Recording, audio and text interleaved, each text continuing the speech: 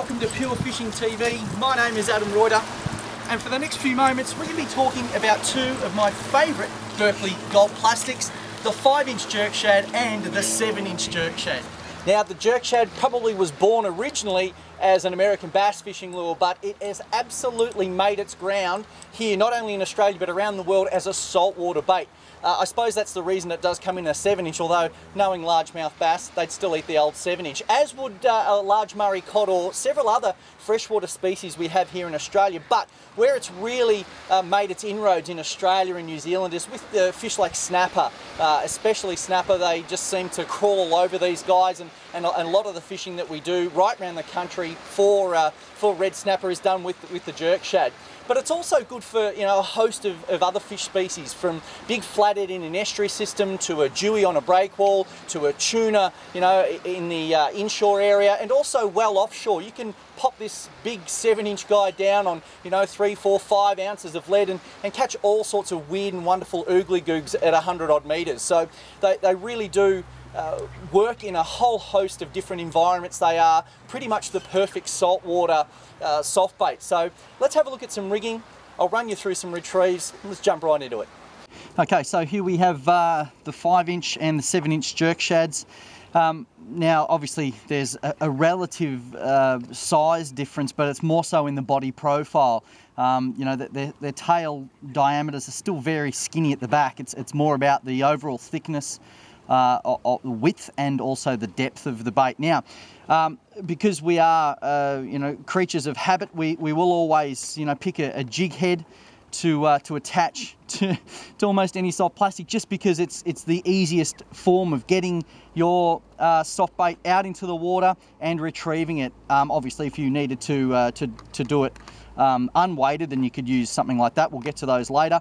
But for the jig heads, it's pretty straightforward. You just, you know, choose your hook size. Now, obviously, you can, on this 5-inch, we could put both this 2.0 and this 3.0. It wouldn't really matter which one of those two. Actually, you could also use that size 2 there. But keeping that aside for a second, you can use either one of these two on this little 5-inch here, and it's not really going to make that much of a difference. What we've got here is more so is the gauge of the steel. This is the really important part. It's the gauge of the steel that that determines, you know, how you're going to fish this guy. If you're looking for knockout, hold on, you know, drag locked, heavy leaders, big lines, getting the fish away from structure and out of a snag, and everything's got to be tight and ready to go, well, obviously you're going to need this kind of steel. You know, it's very thick, heavy steel, regardless of how big the weight is, because this guy, you know, this is an ounce. I mean, obviously this guy comes, you know, right down our quarter ounce or even lower, 1/8 of an ounce. So we're talking more so about the hook gauge. You've got to be careful when you're buying your jig heads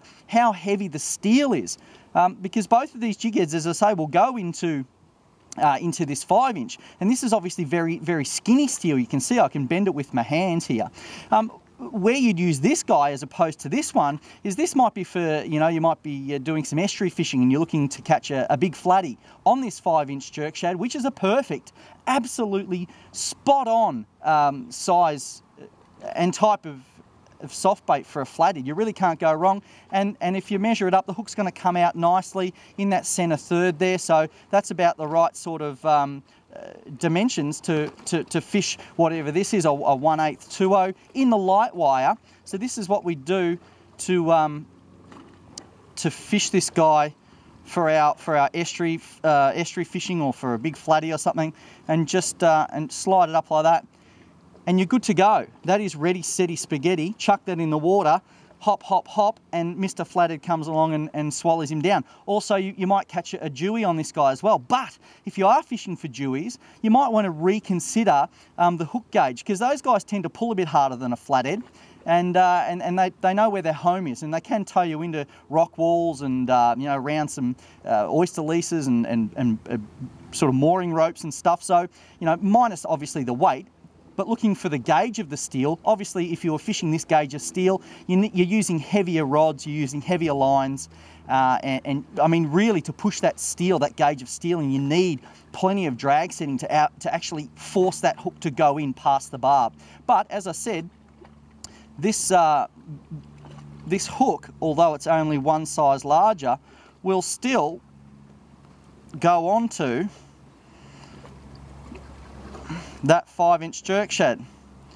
You know, a little bit wobbly in the guts there because I've given it a couple of riggings, but nonetheless, you could fish that quite successfully. It's nice and straight, and it'll do the job. Obviously, using the stealth head with the little bit of lead across the chin just to give it a bit better balancing in the water when it's swimming. But yeah, you could realistically get away with fishing either of those two.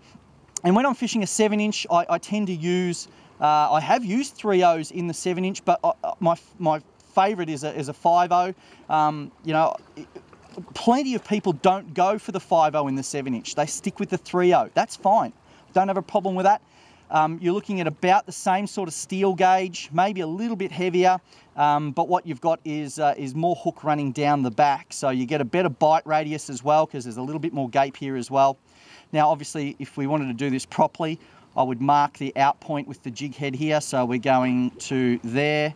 We're putting a nick in the back of it there, so we've got an idea of where to come out. Now, keep in mind that these guys have these belly slits here, so you can't go really deep. You've got to run it along the shallow, or shallow rig it as I call it. Just keeping the hook point up in the back section and out that marked point that we made, slide it up, and that is the quickest and the easiest way to rig. And that's nice and straight. You can see there, that's ready to go into the water and start catching them. And realistically, you could throw this size of soft bait and that gauge of hook, that is for creature fishing. You know, that's knock them down, hold on until you're red in the face material. So very good, very easy to rig, standard style of rigging on a jig head. All right, let's say you're out there snapper fishing, you're, I don't know, you're off Sydney or out of Brisbane River or wherever you are, and you've been snapper fishing all morning and you've got your favourite snapper bait here, a 5-inch pink shine jerkshad in the Gulp formula, and you're happy as Larry, you're coming on home, and you happen to see a school of, I don't know, say mac tunas or frigate mackerel or stripy tuna, you know, little tuna things, and you think to yourself, yeah, I want to go and have a crack at some of those, they look like the go. So you just get your old snapper rod out and you start casting this thing around like it's Christmas time, and all you're getting is follows. They're following it up and they're chasing it around, but they're not eating it. Something wrong there. Probably the size more than likely. So you get your scissors out, you give it a hack there. There goes the front 2.5 inches. You're left with 2.5 inches on the back. You downsize the hook. You keep the same sort of weight at 1/4 of an ounce because that'll get you a bit of distance. And you just feed this sucker straight in the back there like that. Poke it out, slide it up, give it a little bit of a tear because we went a bit far. But that is how you're going to change your day. That will catch you the tuna that you wouldn't have caught otherwise. Just slice the front off it. Happy days. Okay, so now we've got the weedless worm hook. Now, regardless of whether it's got lead on it or not, these two are weedless worm hooks, and this hook here is exactly the reason why there is a slit in the belly of most jerkshads, and I'll show you why that is so. We'll probably take this guy. Actually, no, we'll use this one here. Okay, so to obviously fit this guy up, that's how we want it to swim. That's his back, that's his belly. So in through the face and then pretty much straight back out the chin, all right? So that's what we're doing with this guy, straight in there and then up over that lump of lead and up into the Z bend up near the eye, okay, and that'll just switch around, and now you can start to see how it's going to look when it's done. So what we need to do here is we need to mark with our thumb where that out point is. Don't let that happen. Just feed that guy back in there. Obviously it's going to want to do that a lot. And there it is. Okay, so now that is weedless. Now if you wanted to make it completely weedless, just pinch a little bit of the plastic over the hook point there. You can see it's just under there. It's only a mil, and obviously when the fish grabs hold of that, that little piece of plastic will bust away and the fish gets a gob full of hook. Now, reason for the slits is, so if this was a solid piece, that would hit there and stop, okay? So that would be as far down as it would go and you'd end up with only that much gape. But with the slit, you can obviously see that the hook sits right in it and you end up with that much more gape, okay? So it's just a way of adding a little bit of extra gape to the hook. And that's a great way to cast into some really tight country. You know, you're throwing that at snag structure, big trees, and barra and cod and all those sorts of things. Winding it through really hell sort of country. That's the hook system you want for that type of fishing.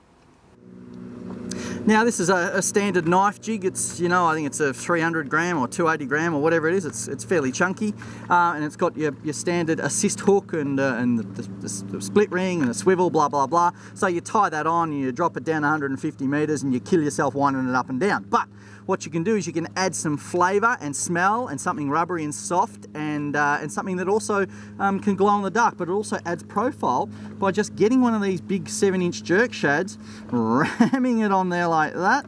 It's a bit gruesome. Pushing it up over whatever, I tend to use a pair of pliers at this point. Push it up and over whatever is attaching the like that. Okay, so now that's definitely on there, and that's quite grippy. And there we've just added something that's going to give this jig some smell. These tend to not have any smell at all, and if you've got, you know, following kingies or any sort of deep water creature trying to catch an AJ or a Samson fish or something, this just adds a little bit more scent, adds a little bit more profile when it's sinking as well, because instead of this, you've now got that, so you've got something that's like massively long as it's falling down. I like it. It seems to work really well, and when this is fluttering down, this soft bait is just sort of waving behind it. I like the system, works pretty well. We sort of come across that in Africa quite a few years ago, and for the people who use jigs with a soft bait, they seem to do a little bit better job. So not a bad option if you're running a knife jig, and it could be even a small little snapper jig like that. You could quite easily, you know, throw the 5-inch jerk shad onto one or both of those little hooks there, or just get a single assist and attach it. But either way, if you're running these little knife jigs, think about putting a soft plastic on the hook. It definitely sweetens the rig. Working the jerk shad is all up to you, because it doesn't have any inbuilt action of its own. You need to create the action by making that little tail swim, and you do that with the rod tip. I'll just pop it out there. Now you can see today who forgot the leader material. That'd be me. So what I'm doing is I'm just running it straight to the braid. Don't do that if you can help it. So this is basically the retrieve. It is sharp hops. Now what I mean by hops is I lift until I just contact the plastic or the bait. So hop, hop, hop. You want to basically get this sort of feeling.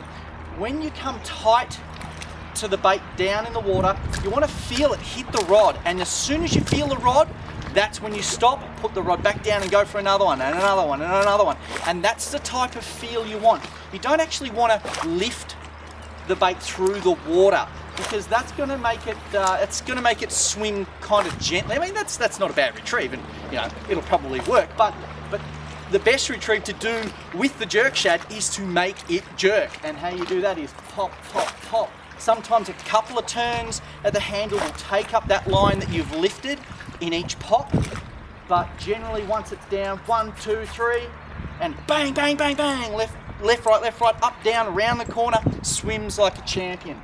Really looks injured, lost, whatever. It gives the bait a high profile in the water, because it's something that's doing its nana in, and all the other predators are going, you, my friend, are lunch. So what you can do is you could cast that out to like a rock wall in a wash if you're catching snapper or kingies or something.